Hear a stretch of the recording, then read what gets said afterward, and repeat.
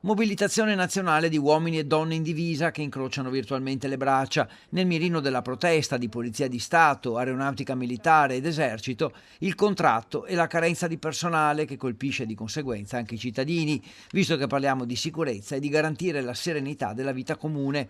L'aumento del contratto è ben lontano dall'inflazione reale. I sindacati hanno calcolato per ogni lavoratore una perdita media di circa 300 euro al mese, difficile persino coprire gli affitti. I soldi stanziati non vanno a coprire quello che è l'inflazione.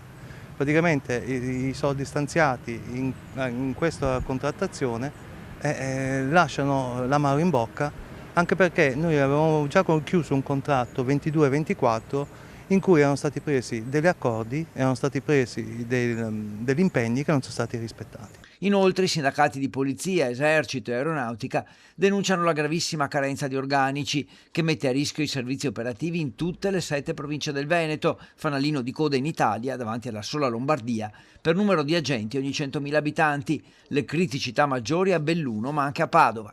Padova abbiamo una questura che alcuni anni fa è stata elevata alla fascia A, quindi le questure più importanti a livello nazionale, comportava un aumento significativo di personale che non è mai arrivato. La provincia di Belluno, dove insomma la situazione stradale è particolare, siamo in piena montagna, abbiamo un 20% in meno, mi pare di ricordare, alla sezione di Belluno, ma un 45% a Feltre e a Valli di Cadore.